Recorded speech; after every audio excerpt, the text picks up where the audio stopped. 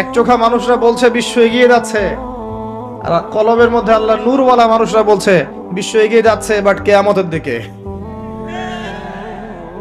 কি বুঝছেন? বিশ্ব এগিয়ে যাচ্ছে ঠিকই, বাট কিয়ামতের দিকে, তার শেষ সময়ের দিকে এগিয়ে যাচ্ছে আস্তে আস্তে, এবং এখন খুব দ্রুত এগিয়ে যাচ্ছে। এখন সময় আরো দ্রুত যাচ্ছে। একটা বছর চলে যাচ্ছে একটা মাসের মতো, একটা মাস চলে যাচ্ছে একটা সপ্তাহের মতো, একটা সপ্তাহ যাচ্ছে একটা দিনের মতো, একটা দিন যাচ্ছে একটা ঘন্টার মতো। যারা আল্লাহর নূর এবং বসিরা প্রাপ্ত মানুষ তারা বুঝতে পারে। এই যে রমজান চলে আসলো, কয়দিন আগে রমজান শেষ করে আসলেন, এই যে রমজান চলে আসলো। এই যে কয়দিন আগে জুমার নামাজ পড়লেন, দেখবেন আবার জুমা চলে আসবে। সময় দ্রুত চলে যাচ্ছে। কিসের আলামত? কিয়ামতের আলামত। কত আলামত আছে আপনাকে বলে শেষ করতে পারবো না। মহিলাদের সংখ্যা বাড়ছে, পুরুষদের সংখ্যা কমছে। এমন মহিলাদেরকে রাস্তায় দেখবেন যারা পোশাক পরেও নগ্ন হয়ে ঘুরছে। এদের সম্পর্কে নবীজি বলেছেন, শেষ জামানায় এক শ্রেণীর মেয়ে আসবে যাদেরকে আমি দেখি নাই, মানে 1400 বছর আগে এরা ছিল না। তাদের খাসলত কি? তারা কাপড় পরবে, নিসাউন কাসিয়া আরিয়া, কাপড় পরবে কিন্তু নগ্ন থাকবে। আপনি 200-300 বছর আগে এই মহিলাদেরকে দেখতে পারতেন না। লাস্ট 200-300 বছর আপনি দেখতে পারবেন, যখন থেকে পশ্চিমা বিশ্ব এই ওয়ার্ল্ডের দায়িত্ব নিয়েছে তখন থেকে। এটাকে ফেমিনিস্ট রেভলিউশন বলে। এবং নগ্নতা, বেহায়াপন, অশ্লীলতা, এমন পোশাক পরবো যে পোশাক পুরুষদের পোশাক, এটা কিয়ামতের আলামত। নবীজি বলেছিলেন যে গরিব মানুষরা, দরিদ্র মানুষ, স্যান্ডেল পরার টাকা নাই, গায়ে জামা পরার টাকা নাই, উঁচু উঁচু অট্টালিকা নির্মাণের প্রতিযোগিতা করবে। এটা আখিরুজ্জামান বা শেষ জামানার আলামত। দেখে নেন বিগত 200-300 বছর এগুলো ছিল কিনা। বিশাল বিশাল সাইন এগুলো প্রকাশ পাচ্ছে ডে বাই ডে। মানুষ সুদ খাবে, একজন ব্যক্তি সুদ থেকে দূরে থাকতে চাইবে, তার গায়েও সুদের ছিটাফোঁটা গিয়ে লাগবে। এটা সেই যুগ। আপনি পারবেন না বাঁচতে সুদ থেকে। দাড়ি টুপি নিয়েও খেতে হচ্ছে, কিচ্ছু করার নাই, কারণ সব সিস্টেমই সুদ ভিত্তিক। হয় খাচ্ছেন, না হলে দিচ্ছেন, না হলে সাক্ষী থাকছেন, না হলে লিখে রাখছেন, কিছু না কিছু করছেন। মানুষ মাদক খাবে, মাদককে হালাল মনে করে খাবে। মানুষ জেনা করবে, জেনাকে হালাল মনে করবে, হারাম মনে করবে না। মানুষ হত্যা করবে, যাকে হত্যা করবে সে জানবে না কেন হত্যা করছে, আর যে মারা যাবে সেও বুঝবে না কি জন্য আমাকে মারলো।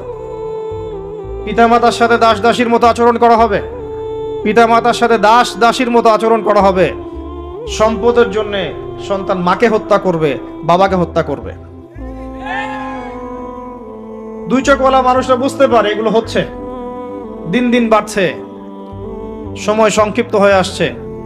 আল্লাহ পাকের আযাব গজব বাড়ছে, আসমানি গজব বাড়ছে, জমিনের বালা বাড়ছে, ভূমিকম্প বাড়বে, ডে বাই ডে ভূমিকম্প বাড়বে। এবং 3টা বড় বড় ভূমিকম্প অপেক্ষা করছে আমাদের সামনে।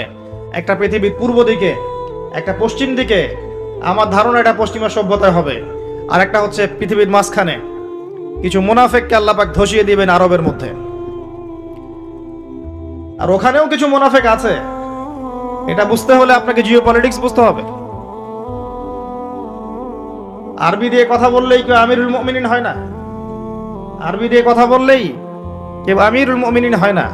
আব্দুল্লাহ বিন উবাইও আরবি দিয়ে কথা বলতো। তো হত্যা বাড়বে। একটা বড় জিনিস যেটা শেষ জামানায় হবে, এটা আগে হয়নি। এটা বিগত 100 বছর থেকে আমরা দেখছি। এই বিশ্বের বুকে ইহুদি এবং খ্রিস্টানদের মধ্যে একটা বন্ধুত্বের অ্যালায়েন্স হয়েছে। এটাকে আমরা জায়নিস্ট মুভমেন্ট বলি। এই মুভমেন্টটা বিগত 100-200 বছর আগে ছিল না, কিন্তু এটা শেষ জামানায় হবে এমনটা এসেছে। কোরআনেও আছে, ইয়া আইয়ুহাল্লাযীনা আমানু লা তাত্তাখিযুল ইয়াহুদা ওয়ান নাসারা আউলিয়া, তোমরা ওই সব ইহুদি এবং খ্রিস্টানদেরকে বন্ধুরূপে গ্রহণ করো না। কোন সব? সবাইকে না। কোন সব? বা'দুহুম আউলিয়াউ বা'দ, যারা একে অপরের বন্ধু, যারা একে অপরের বন্ধু। বিশ্বের ইতিহাস ঘাটলে দেখবেন, হিস্ট্রির ছাত্র আমি, ইতিহাস ঘাটলে দেখবেন ইহুদি এবং খ্রিস্টানরা একে অপরের সাথে মারামারি করেছে শতাব্দীর পর শতাব্দী। এমনকি ঈসা আলাইহিস সালামকে ইহুদিরাই হত্যা করতে চেয়েছিল, কিন্তু আল্লাহ পাক উঠিয়ে নিয়েছেন, ওয়া মা কাতালুহু ওয়া মা সালাবুহু। কিন্তু এখন দেখবেন ওরা বন্ধু। এখন দেখবেন ইসরায়েলের বন্ধু পশ্চিমারা। আশ্চর্য একটা বিষয়। আর কোন নিদর্শনের জন্য অপেক্ষা করছেন? এগুলো আস্তে আস্তে ডে বাই ডে বাড়তে থাকবে। হারাজ বাড়বে, হারাজ মানে হত্যাকাণ্ড, প্রচুর হত্যাকাণ্ড হবে। প্রথম বিশ্বযুদ্ধে মানুষ মরেছে প্রায় 3 থেকে 4 কোটি, দ্বিতীয়টাতে মানুষ মরেছে 7 থেকে 8 কোটি। সামনে যেটা হবে এখানে দেখবেন পৃথিবীর 3 ভাগের 1 ভাগই শেষ ইনশাআল্লাহু আজ্জা ওয়া জাল। এমনটাই হবে ইনশাআল্লাহু তাআলা। আমরা চাই না এমনটা হোক, কিন্তু কুদিয়াল আমর, লেখা হয়ে গেছে, এগুলো কিছু করার নাই। নবী ঈসা আলাইহিস সালাম আসার আগে পৃথিবীর অবস্থা এমন থাকবে না। পৃথিবী সংকীর্ণ হয়ে আসবে, জনসংখ্যা কমবে, প্রচুর মানুষ মহামারীতে মারা যাবে। আর মহামারীর সময় চলে যাওয়ার পরে কি আসবে সেটাও হাদিসের মধ্যে আছে, ওয়া বা'দাহু সালাওয়াতি জালাজিল, এরপরে আসবে ভূমিকম্পের বছরগুলো। মহামারীর সময়গুলো যখন চলে যাবে এরপরে আসবে ভূমিকম্পের বছরগুলো।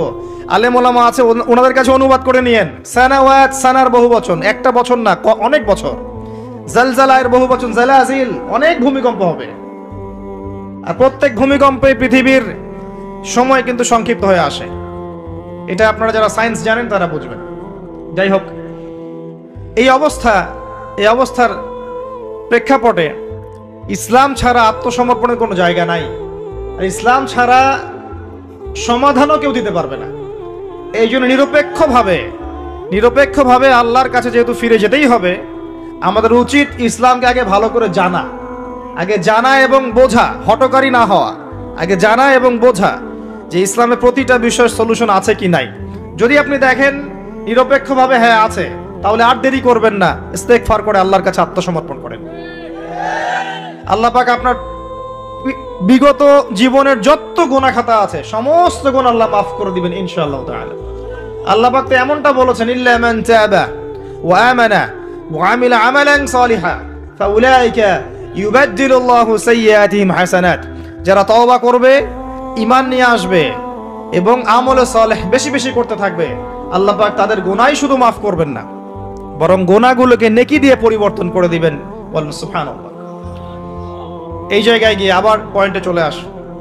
নবী মুসা আলাইহিস সালাম যখন খুতবা দিচ্ছিলেন তখন তিনি বলে ফেলেছিলেন যে আমি পৃথিবীর সবচেয়ে জ্ঞানী মানুষ, কারণ তার কাছে ওহী আসছিল। আল্লাহ পাক ধরলেন, আল্লাহ পাক নবীদের ছোট ছোট ভুল ধরতেন। আমাদের নবী মুহাম্মদ সাল্লাল্লাহু আলাইহি ওয়াসাল্লাম বলে দিয়েছিলেন একবার যে আমি মধু খাবো না আজকে থেকে, মনে আছে? মধু হারাম করে নিলাম। লিমা তুহাররিমু মা আহাল্লাল্লাহ, আল্লাহ পাক আয়াত নাজিল করলেন না? কোন সূরায়? সূরা তাহরিম। ভাই, এভাবে আল কোরআনের আলো ঘরে ঘরে জ্বলবে না। যখন কোরআন আপনি স্টাডি করবেন, প্রত্যেকটা ঘরে একটা করে কোরআনওয়ালা মানুষ থাকবে, অটোমেটিক আল্লাহর এই যে আল্লাহ পাকের এই কিতাব আল কোরআনের আলো সমস্ত ঘরে ঘরে জ্বলবে ইনশাআল্লাহ তাআলা। কোরআন পড়ার লোক তো লাগবে, কোরআন পড়ার মানুষ তৈরি করতে হবে। প্রত্যেক ঘরে ঘরে একটা করে মানুষ তো চাই যে কোরআন গবেষণা করতে পারে। তখন দেখবেন অটোমেটিকলি কোরআনের আলো ঘরে ঘরে জ্বলে যাবে ইনশাআল্লাহ তাআলা। আবেগ দিয়ে হয় না, আবেগ দিয়ে কোনো কিছু হয় না। যারা ইসলামের বিরুদ্ধে কাজ করছে এরা আবেগ দিয়ে কাজ করছে না, বিবেক দিয়ে কাজ করছে। আমরা আবেগী জাতি, আমরা আবেগী জাতি না, আমরা আবেগী জাতি, খুব আবেগ আমাদের। দিনের পিছনে আবেগ ভালো জিনিস, কিন্তু আবেগ দিয়ে দিন প্রতিষ্ঠা হয়নি কখনো। নবী সাল্লাল্লাহু আলাইহি ওয়াসাল্লাম হিকমা দিয়ে, বুদ্ধি দিয়ে, কৌশল দিয়ে ধীরে ধীরে বেসিক ঠিক করে আস্তে আস্তে আস্তে আস্তে ইসলামকে এগিয়ে নিয়ে গেছেন। 23 বছর সময় লেগেছে। কত বছর? কখনো অত্যাচার সহ্য করতে হয়েছে, করেছেন। কখনো মার খেতে হয়েছে, খেয়েছেন। কখনো গালি খেতে হয়েছে, খেয়েছেন। কখনো সমালোচনা সহ্য করতে হয়েছে, করেছেন। কখনো দেশ থেকে চলে যেতে হয়েছে, চলে গিয়েছেন। হাল ছেড়ে দেন নাই, ধীরে ধীরে ইসলামকে নিয়ে এগিয়ে গেছেন। একদিনে তো দিন কায়েম হয়নি, হয়েছে? নবী ঈসা আলাইহিস সালাম যখন আসবেন তিনিও একদিনে দিন কায়েম করবেন না, অনেক চড়াই উতরাই পেরিয়েই ইনশাআল্লাহ তাআলা জেরুজালেম থেকে তিনি পুরো বিশ্বে ইসলামী খেলাফা কায়েম করবেন ইনশাআল্লাহ। তার আগ পর্যন্ত এভাবে গ্লোবালি কিছু হবে এটা আমার মনে হয় না। আমি স্টাডি করে যা মনে হচ্ছে আমার কাছে মনে হয় না যে গ্লোবালি তার আগে কিছু হবে। ক্ষুদ্র পরিসরে বা ব্যক্তিগতভাবে বা সামাজিকভাবে ছোট ছোট ক্ষেত্রে কিছু হতে পারে, কিন্তু বড় পরিসরে মনে হচ্ছে না যে এত সময় আমাদের হাতে বাকি আছে। আল্লাহ রাব্বুল আলামিন ভালো জানেন, ইল্লা মাশাআল্লাহ। নবী মুসা আলাইহিস সালাম যখন এই কথা বলছেন, আল্লাহ পাক ধরে ফেলেছেন। তিনি বলছেন, আমার একজন বান্দা আছে যার নাম খিদর আলাইহিস সালাম। খিদর মানে শ্যামল বা সবুজ। তিনি যেখানে বসতেন ওই জায়গাটা সবুজ হয়ে যেত। একটা রুক্ষ জায়গায় তিনি বসলে ওই জায়গা সবুজ হয়ে যেত। তিনি বললেন, খিদির তোমার চেয়ে বেশি জ্ঞানী মানুষ। নবী মুসা আলাইহিস সালাম বললেন, আমি তার সাথে মিট করতে চাই, আমি তার সাথে দেখা করতে চাই, আমি তার কাছে জ্ঞান শিখতে চাই। তিনি এগিয়ে গেলেন জ্ঞান শেখার পথে, একজন সাথীকে সঙ্গে নিলেন, তার নাম ইউশা বিন নুন। এগিয়ে গেলেন, যেতে যেতে তাকে বলে দেওয়া হয়েছিল, এই মাছটা যেখানে গিয়ে জীবিত হয়ে যাবে সেখানেই তুমি তাকে পাবে, যেখানে দুইটা সাগর একসাথে মিলিত হবে সেখানে তুমি তাকে পাবে। নবী মুসা আলাইহিস সালাম ওই জায়গা থেকে আরো দূরে চলে গিয়েছিলেন, এবং যখন তিনি পথটা ভুল করেছেন তখন ক্লান্ত হয়ে পড়েছিলেন। এই জায়গায় গিয়ে আমি বলি যে আপনার জীবনের চলার পথ যদি ভুল হয়, আপনি খুব দ্রুত ক্লান্ত হয়ে যাবেন আর কি। আপনার কথা কি বুঝতে পারেন? আপনার জীবনের চলার পথ যদি ভুল হয়, আল্লাহর পথে না হয়, তাহলে আপনি খুব দ্রুত ক্লান্ত হয়ে পড়বেন। নবী মুসা আলাইহিস সালাম যখন বুঝতে পারলেন পথ ভুল হয়েছে, আবার ফিরে আসলেন, এসে দেখলেন পাথরের উপরে, শিলাখণ্ডের উপরে সেই ব্যক্তি বসে আছেন, তার নাম খিদির আলাইহিস সালাম। যে পৃথিবীর সবচেয়ে জ্ঞানী মানুষ, তার চরিত্র হওয়া দরকার ওই শিলার মতো, এটাও একটা নিদর্শন। তিনি পাথরের উপর বসেছিলেন। খিদির আলাইহিস সালাম, নবী মুসা আলাইহিস সালাম বললেন, আমি আপনার কাছে জ্ঞান শিখতে চাই, আমি শুনেছি আপনাকে আল্লাহর পক্ষ থেকে জ্ঞান দেওয়া হয়েছে। তিনি কিন্তু নবী নন। আমি বোঝাতে চাচ্ছি যে নবী না হয়েও জ্ঞানী হওয়া যায়, আল্লাহর পক্ষ থেকে জ্ঞান আসতে পারে যদি আপনার কলবে কি থাকে, নূর থাকে, স্বচ্ছতা থাকে, এবং আপনি বেশি বেশি আল্লাহর জিকির করেন, আল্লাহকে ডাকেন, আপনি আল্লাহর মারিফত অর্জন করতে পারেন, মনের মধ্যে হিংসা থাকে না, বিদ্বেষ থাকে না, অহংকার থাকে না, আল্লাহর নূর আসতে পারে। এই যুগেও সম্ভব ইনশাআল্লাহ তাআলা। হাল আত্তাবিউকা আলা আন তুআল্লিমানি মিম্মা উল্লিমতা রুশদা, মুসা আলাইহিস সালাম বলছেন, আমি কি আপনার সাথে সফর সঙ্গী হতে পারি, এই শর্তে যে আপনি আমাকে জ্ঞান শেখাবেন, যেই জ্ঞান আল্লাহ আপনাকে শিখিয়েছেন। এবার খিদির আলাইহিস সালাম বলছেন, ইন্নাকা লা তাস্তাতিআ মাইয়া সাবরা, তুমি তো আমার সাথে ধৈর্য ধরতে পারবে না। সুবহানাল্লাহ, একজন নবীকে বলছেন, একজন নবীকে একজন মানুষ বলছেন, তুমি তো আমার সাথে ধৈর্য ধরতে পারবে না। আপনি মনে করেন একটা স্কুলের টিচার 100টা বাচ্চাকে পড়াচ্ছেন, পরীক্ষার আগে আপনি বলে দিলেন যে 1 বছর আমি তোমাদেরকে পড়িয়েছি, তুমি অমুক আব্দুল্লাহ ফার্স্ট হতে পারো, আর তুমি আব্দুর রহমান তুমি ফার্স্ট হতে পারবে না, তুমি হবে লাস্ট। আপনার অভিজ্ঞতা, আপনি 1 বছর পড়িয়েছেন, আপনি দেখলেন রেজাল্ট ঠিক তাই হলো, আব্দুল্লাহ ফার্স্ট হয়েছে, আব্দুর রহমান লাস্ট হয়েছে। এর মানে কি এই টিচার গায়েব জানে? গায়েব জানে? তার ইলম, তার প্রজ্ঞা, তার অভিজ্ঞতা। নবী মুসা আলাইহিস সালামকে বলছেন তিনি, খিদির আলাইহিস সালাম, ইন্নাকা লান তাস্তাতিআ মাইয়া সাবরা, তুমি আমার সাথে ধৈর্য ধরতে পারবে না। মানে গল্পের শেষে আপনি গিয়ে দেখবেন তিনি আসলেই ধৈর্য ধরতে পারেন নাই। তো মুসা আলাইহিস সালাম বলেন, ইনশাআল্লাহ আমি ধৈর্য ধরব, আমি ধৈর্য ধরব ইনশাআল্লাহ, এবং আমি আপনার কাজে কোনো বিঘ্ন সৃষ্টি করব না। আচ্ছা ঠিক আছে, চলো। গল্প অনেক বড়, আমি সংক্ষেপে বলছি। 3টা ঘটনা ঘটেছে। একবার নৌকা ফুটা করে দিয়েছেন খিদির আলাইহিস সালাম, দ্বিতীয়বার একজন বালককে হত্যা করেছেন, আর তৃতীয়বার একটা দেয়ালকে নির্মাণ করেছেন, দেয়ালটা পড়ে গিয়েছিল, কোনো পারিশ্রমিক নেননি, ফ্রি অফ কস্ট দেয়াল নির্মাণ করেছেন। নবী মুসা আলাইহিস সালাম প্রত্যেকবার বলছেন যে আপনি এই কাজটা কেন করলেন, আপনি এই কাজটা কেন করলেন, বারবার জিজ্ঞাসা করছেন, ইন্টারফেয়ার করছেন। এবং খিদির আলাইহিস সালাম বলছেন, আমি কি বলিনি তোমাকে, আলাম আকুল লাক ইন্নাকা লান তাস্তাতিআ মাইয়া সাবরা। এক পর্যায়ে যখন তিনি তৃতীয় প্রশ্নের উত্তর দিতে পারলেন না, সবর করতে পারলেন না, তখন খিদির আলাইহিস সালাম বলেন, হাযা ফিরাকু বাইনি ওয়া বাইনাক, এই হচ্ছে তোমার আমার পার্থক্য, আর একসাথে চলা হলো না। তবে যাওয়ার আগে আমি তোমাকে জানিয়ে দেব কেন আমি এই কাজগুলো করেছি। ওই নৌকা ফুটা না করলে, ওই নৌকার পিছনে জলদস্যু ছিল, ভালো নৌকা হলে নিয়ে চলে যেত। আমি ওই ব্যক্তির ক্ষতি করিনি, বরং উপকার করেছি নৌকা ফুটা করে দিয়ে। ওই বাচ্চাকে হত্যা না করলে, ওই বাচ্চার পিতা মাতা ছিল বড় আলেম, বড় আল্লাহওয়ালা, এই বাচ্চা বড় হলে নিজেও কাফের হতো, বাপ মাকেও কুফরিতে নিয়ে যেত। অনেকটা আমাদের নাস্তিক প্রজন্মের মতো আর কি। তিনি হত্যা করেছেন, আল্লাহর আদেশে হত্যা করেছেন। আর ওই যে দেয়াল নির্মাণ করেছি, এই দেয়ালের নিচে ছিল 2 জন এতিম বালকের রেখে যাওয়া পৈতৃক সম্পত্তি। তার বাবা মা রেখে গিয়েছিল সোনার কয়েন, রূপার কয়েন, এইগুলো মাটির নিচে ছিল। তারা বড় হয়ে যেন এটা পায়, অন্য কেউ সিজ করতে না পারে, এই জন্য আমি এখানে দেয়াল নির্মাণ করেছি, কোনো পারিশ্রমিক নেই নাই। বাই দ্য ওয়ে, সোনার কয়েন আর রূপার কয়েনের কথা কোরআনে আছে, দিনার আর দিরহামের কথা কোরআনে আছে, যদিও বিশ্ব ব্যবস্থায় নাই। বিশ্ব ব্যবস্থার IMF নামে একটা সংগঠন আছে, ইন্টারন্যাশনাল মনিটারি ফান্ড, তারা আইন করে সোনার কয়েন আর রূপার কয়েনকে হারাম করে দিয়েছে। আপনি কি সেটা জানেন যে পশ্চিমারা সোনার কয়েন আর রূপার কয়েনটাকে হারাম করেছে অর্থনীতি থেকে? Ban, totally ban. তাদের আর্টিকেলস অফ চার্টারের মধ্যে আছে, লিখা আছে যে এই বিশ্ব বাজার থেকে সোনার কয়েন রূপার কয়েনকে ব্যান করে দেয়া হয়। কেউ যদি আল্লাহর হালালকে হারাম করে তাকে আমরা কি বলতে পারি? কেউ যদি আল্লাহর হারামকে হালাল করে আর আল্লাহর হালালকে হারাম করে নেয় তাকে আমরা কি বলতে পারি? আর এই পাপটার নাম কি? সূরা তাওবার 31 নম্বর আয়াত অনুযায়ী এই পাপটাকে বলা হয় শিরক। জি, সূরা তাওবার 31 নম্বর আয়াত অনুযায়ী এই পাপটাকে বলা হয় শিরক। কে অধিকার দিল মানুষকে আল্লাহর হালালকে হারাম করার? একটা কয়েনের মধ্যে ইন্ট্রিনসিক ভ্যালু থাকে, অন্তর্নিহিত মান থাকে। এখানে যতটুকু সোনা আছে এতটুকুই আছে, এর ইন্ট্রিনসিক ভ্যালু আছে, অন্তর্নিহিত মান আছে। আজীবনে এই মান কমে যাবে না ইনশাআল্লাহ তাআলা, বরং বাড়বে। আপনার কাছে যা দিয়েছে তারা এটা হারাম করার পরে এটার মান দিন দিন বাড়ে না, বরং দিন দিন কমতে পারে। এতে করে আপনি আপনার শ্রম হারাচ্ছেন, শ্রম হারাচ্ছেন। আপনি শ্রম দিয়ে টাকা আর্ন করছেন, সেই কঠোর পরিশ্রমের টাকার মান যখন কমে যায় তখন আপনার শ্রমটাও চলে যায়। কেউ আপনার শ্রমটা চুরি করে খেয়ে ফেলে। শুধু ব্যক্তির পর্যায়ে না, বড় বড় রাষ্ট্রকে তারা দেউলিয়া করতে পারে, করেছে হিস্ট্রিতে। যাই হোক, ওইদিকে আমি যাচ্ছি না। তবে কোরআনে যে দিন আর দিরহামের কথা আছে এটা জেনে রাখেন। অ্যাটলিস্ট কিছু করতে পারবেন না আমি জানি, বাট জেনে রাখেন। জানতে দোষ আছে? জানতে কোনো দোষ আছে? কিছু করার নাই, কিন্তু জানতে দোষ আছে? আচ্ছা, জেনে রাখেন।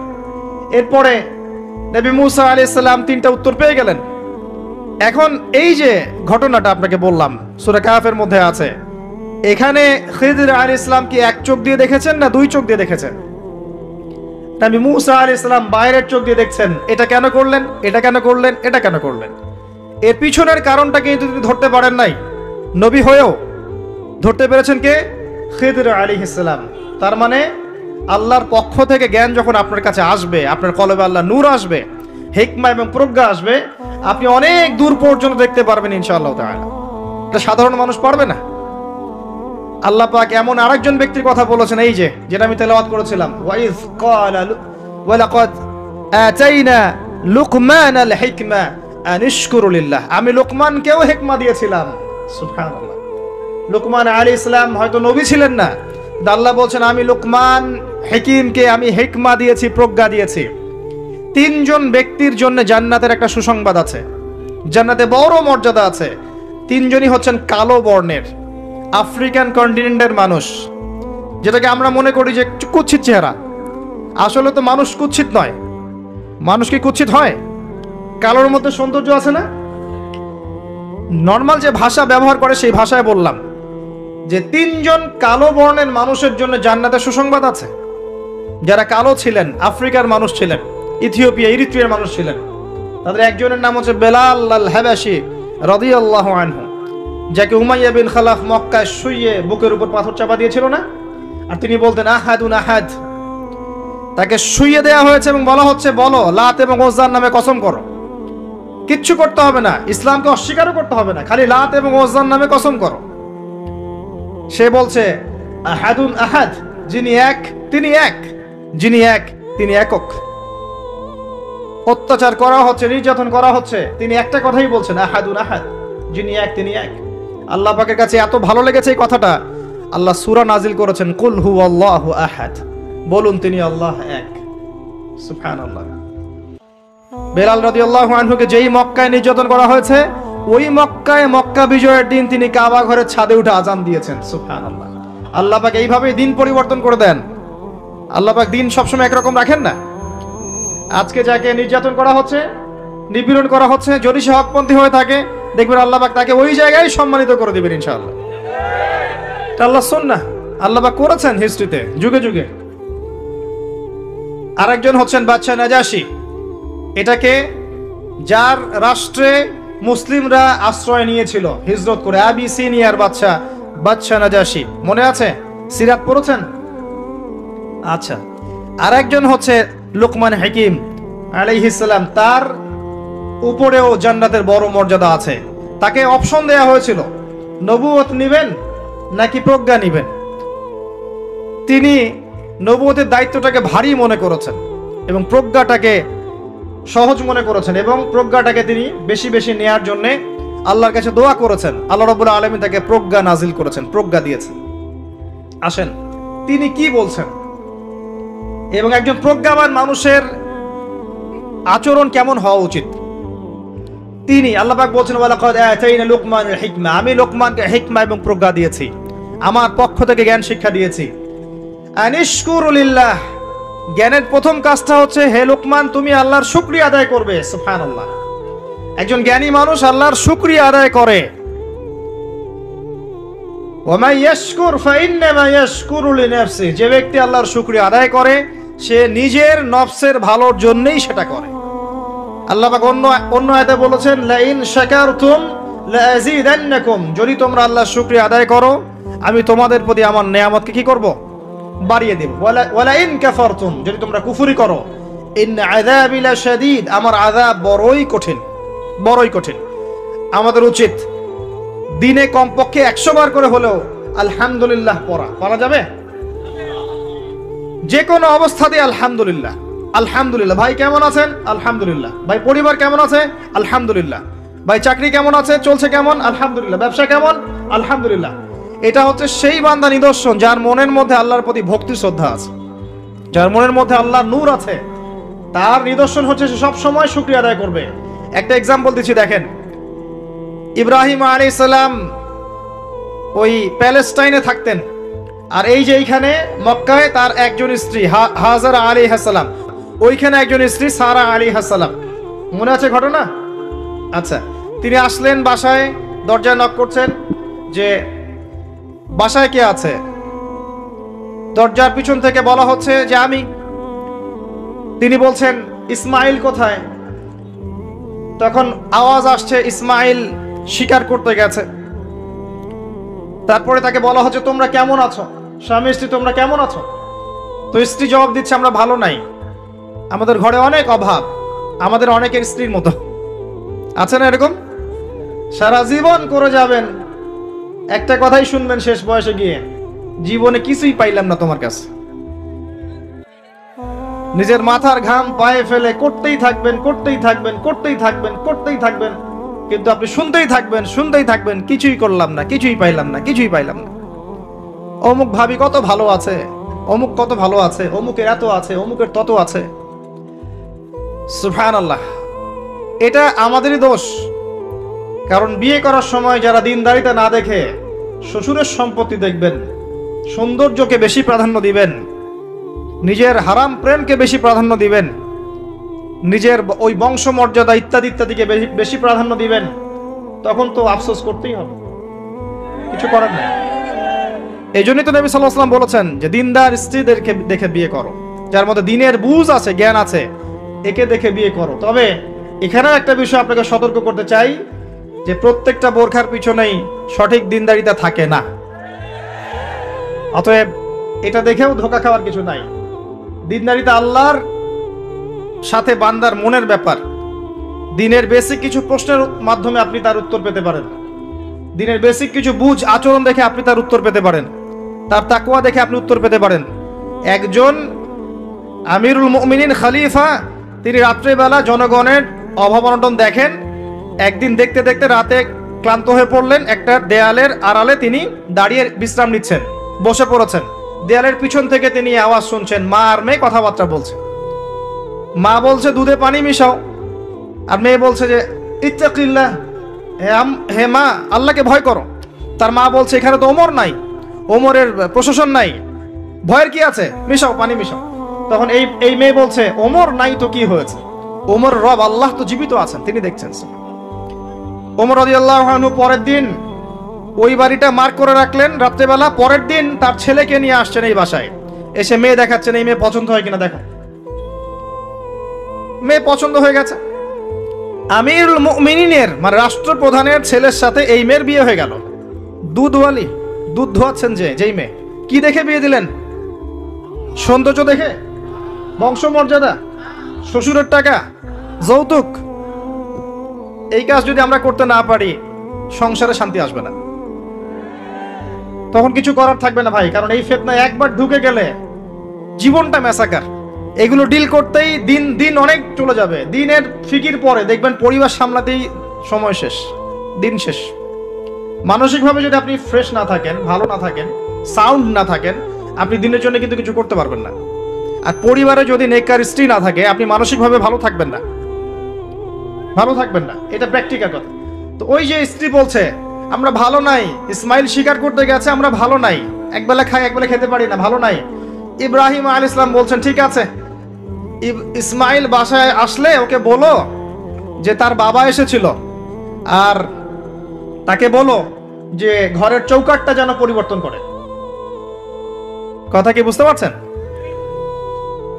ইসমাইল আলাইহিস সালাম আসলেন, একজন বৃদ্ধা লোক এসেছিল বাসায়, তোমার বাবা পরিচয় দিয়েছে। কি বলেছে? বলেছে যে ঘরের দরজা যেন পরিবর্তন করি। তখন তিনি বলছে তুমি কি এমন বলেছিলে যে যার কারণে এই কথাটা বলেছে? তো তিনি বলছেন আমি বলেছি আমরা ভালো নাই, আমরা অভাবে আছি, তুমি শিকারে গেছো ইত্যাদি। তখন তিনি বলছেন তুমি ভুল করেছো, তিনি আমার বাবা ছিলেন, তিনি একজন নবী, তিনি ইনডাইরেক্টলি আমাকে বলেছেন আমি যেন তোমাকে তালাক দেই। এক কথায় তালাক হতে পারে? দিনদারিতা না থাকলে তালাক দেয়া যায়? যদি ধৈর্য ধরতে ধরতে ধরতে ধরতে আপনি অতিষ্ঠ হয়ে যান, দিনের ব্যাপারে আর কম্প্রোমাইজ করতে পারেন না, সেক্ষেত্রে তালাক একটা অপশন আছে। এটা খারাপ নয়, যদিও এটা মন্দের ভালো একটা অপশন, কিন্তু সবর করতে উৎসাহিত করা হয়েছে। সবর করতে করতে করতে করতে যদি ভিতরটা পরিবর্তন না হয়, এরকম আল্লাহর প্রতি অকৃতজ্ঞ মানুষকে নিয়ে আপনি সারা জীবন চলতে পারবেন না।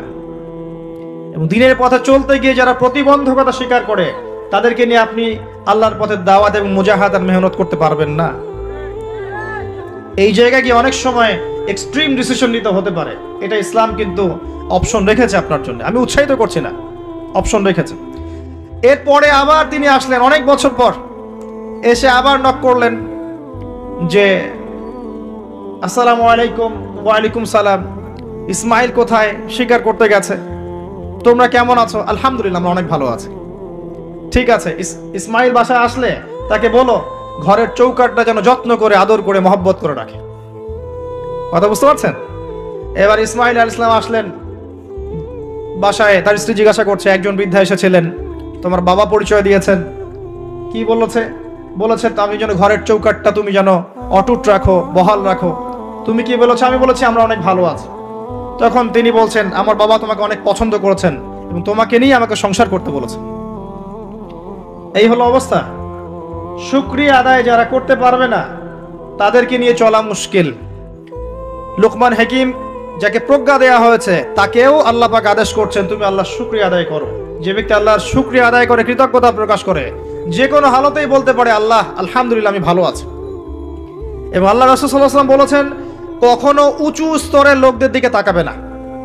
যার উঁচু বাড়ি আছে, তোমার চেয়ে উঁচু বাড়ি আছে, তোমার চেয়ে বড় গাড়ি আছে, তোমার চেয়ে বেশি টাকা আর্ন করে, ওদের দিকে দেখবে না, ওদের দিকে চোখ দিও না। বরং তোমার চেয়ে নিচে যারা আছে, দরিদ্র যারা, তোমার চেয়ে যারা দরিদ্র, ওদের দিকে তাকাও। তাহলে তুমি আল্লাহর নিয়ামতের শুকরিয়া আদায় করতে পারবে ইনশাআল্লাহ। আমরা যদি হসপিটালে যাই, শুকরিয়া আদায় করতে পারবো না? যে এই যে হাজার হাজার মানুষ শুয়ে আছে, কারো ক্যান্সার, কারো ডায়াবেটিস, কারো অমুক, কারো তমুক, কারো অ্যাক্সিডেন্ট, কারো এইটা সেইটা, কারো ব্রেন টিউমার, কারো হার্টের সমস্যা, কত সমস্যা। কেউ হাঁটতে পারে না, কেউ বসতে পারে না, কেউ শুইতে পারে না, কেউ শুইলে ঘুমাতে পারে না। আমরা ভালো আছি না? আলহামদুলিল্লাহ, কৃতজ্ঞতা। যখন আপনি আপনার চেয়ে বিপন্ন কোনো মানুষকে দেখবেন, দেখে যদি এই দোয়াটা পড়েন আলহামদুলিল্লাহিল্লাযী আফানি মিম্মা ইবতালাকা বিহি ওয়া ফাদ্দালানি আলা কাসীরিম মিম্মান খালাকা তাফদীলা, আল্লাহর শুকরিয়া আদায় করছি যে আল্লাহ তোমাকে যে বিষয় দিয়ে পরীক্ষা করেছেন, আমাকে তার থেকে নিরাপদ রেখেছেন, এবং হাজার মানুষের চাইতে আল্লাহ পাক আমাকে উত্তম জায়গায় রেখেছেন, ভালো রেখেছেন। এই দোয়াটা যে ব্যক্তি পড়বে, ওই বিপদ তাকে স্পর্শ করবে না ইনশাআল্লাহ। এভাবে আপনি আল্লাহর শুকরিয়া আদায় করতে পারেন। আর আল্লাহ পাকের শুকরিয়া আদায় করার সবচাইতে বড় নিদর্শন হচ্ছে আপনি আল্লাহর আদেশ নিষেধ মেনে চলছেন কিনা। যে ব্যক্তি আল্লাহর আদেশ এবং নিষেধকে মেনে চলছে, এই ব্যক্তি প্রকৃতপক্ষে আল্লাহ শুকরিয়া আদায় করছে, তাই নয় কি? খালি মুখে যদি বলি আমি আল্লাহ শুকরিয়া আদায় করি, নামাজ নাই, সওম নাই, যাকাত নাই, কিচ্ছু নাই, মুখে মুখে বলছি আমি আল্লাহকে অনেক ভালোবাসি, এই ভালোবাসার দাম আছে? আল্লাহ পাক কি বলেছেন? যে তোমরা যদি আল্লাহর ভালোবাসা পেতে চাও, কুল ইন কুনতুম তুহিব্বুনাল্লাহ ফাত্তাবিউনি, আমার অনুসরণ করো। কার অনুসরণ? মুহাম্মদ সাল্লাল্লাহু আলাইহি ওয়াসাল্লামের অনুসরণ করো, তার সুন্নাহ মাফিক জীবন করো। ইনশাআল্লাহ আল্লাহ পাক তোমাদেরকে মাফ করে দিবেন, আল্লাহও তোমাদেরকে ভালোবাসবেন ইনশাআল্লাহ।